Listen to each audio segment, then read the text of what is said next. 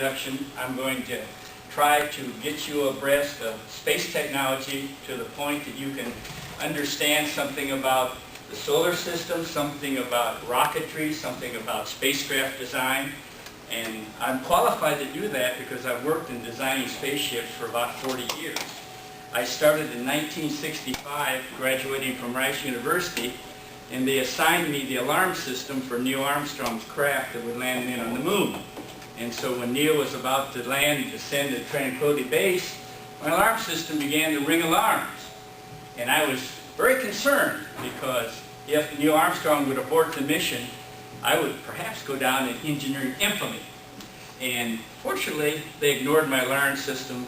Neil landed and became the first man on the moon. And then there was Apollo 13. If you've seen most of you seen the movie Apollo 13. If not, I encourage you to do that. Had my headset on at the Space Center. Heard in my headset, Houston, we've had a problem. Jim Lovell, Jack Swigert, and Fred Hayes were 208,000 miles from Earth, and it looked like they might not get back. So I worked for the next 4 days with the rest of that team, and we all received the Presidential Medal of Freedom. But tonight we're going to have a little bit more rudimentary, simple project. We're going to use the comic book cover. If you read the introduction in the handout we've given you, comic books are great. I like comic books. I like comic books from the very earliest years when I could start to read. And unfortunately, comic books sometimes are good, sometimes are bad. But tonight they're going to be good because we're going to use them to try to understand space technology. Now what I'm going to do, I'm going to talk to those 4 covers that you see on your handout. Now I'm not going to explain what's wrong with each one, but I'm going to talk about spacecraft principles and rocketry principles, so that as you listen to me talk and you examine those covers, you're going to find some things that are wrong with each one of them. And that's what's going to be the subject of our narrative paragraph. We're going to list 5 things. There are probably 25 things on these 4 covers that are wrong from a space technology perspective. But let's start out with the comic book cover of Dennis the Menace. So I have not used this before, but I got it on right, I guess. Yep. Okay, here's Dennis the Menace. And we'll use his example, to discuss the subject of rocketry, to discuss how a rocket works. Of course, rockets, like the Saturn V, require fuel, all types of fuel, and most of you have probably lit a fire rocket on 4th of July, or a Roman candle where you can see the different balls go up into the heavens. But this particular rocket is the one that put men on the moon. And of course it has fuel in it. Now, this rocket is called the Saturn V, and it had 5 engines in the first stage. And to show you, I'm going to fill my simple Saturn V up here. It's kind of a small, modest kind of a Saturn V. And I got this at the dollar store. The pump, the balloons too, so the balloons sometimes pop before they get filled up. So now we're actually, that'll wake you up if you're kind of sleeping, right? But, so let's try that once more. That's an example that would show to you if you overfill a rocket with its fuel, you have a problem that could spoil an astronaut's day. And if you blow up your rocket before you unrocket. Okay, here we go. Now here we go. This is Dennis the Menace's rocket. Okay, here he goes. Now let's launch it. Are you ready? 5, 4, 3, 2, 1, launch. There's a problem there. It ran out of fuel. It ran out of fuel, that's for sure. It had modest fuel, but what else did it do? It didn't go in the direction perhaps that we wanted to because it had no means of steering. Now that's one of the flaws that you'll find in many science fiction covers or comics.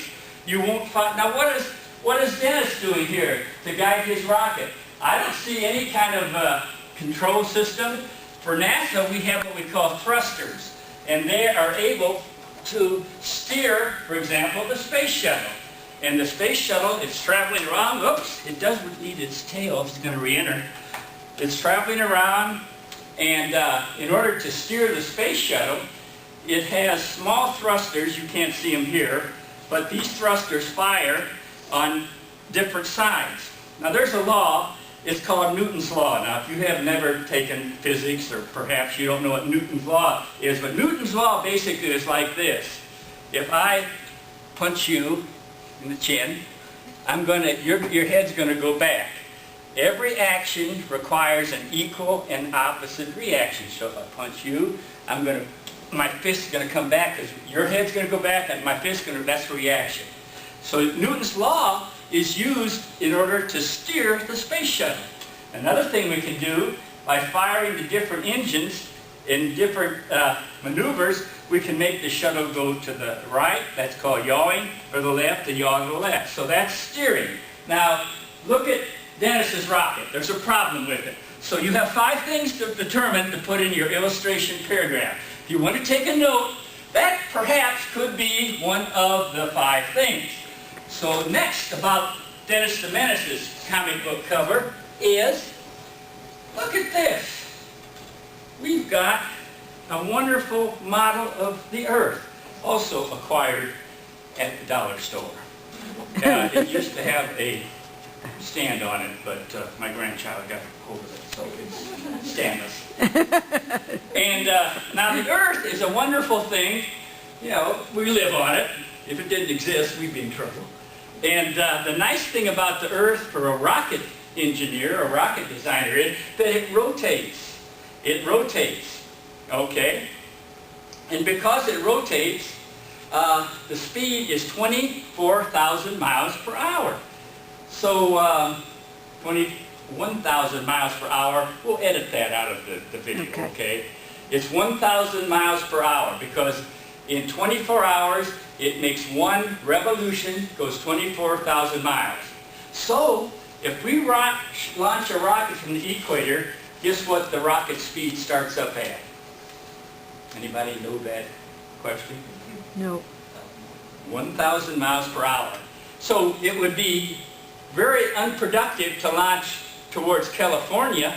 You ought to launch towards Africa to pick up that initial 1,000 miles of speed. Well, what did Dennis do? I don't think he did the right thing, did he?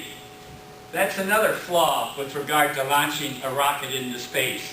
Dennis has wasted 1,000 miles per hour of velocity.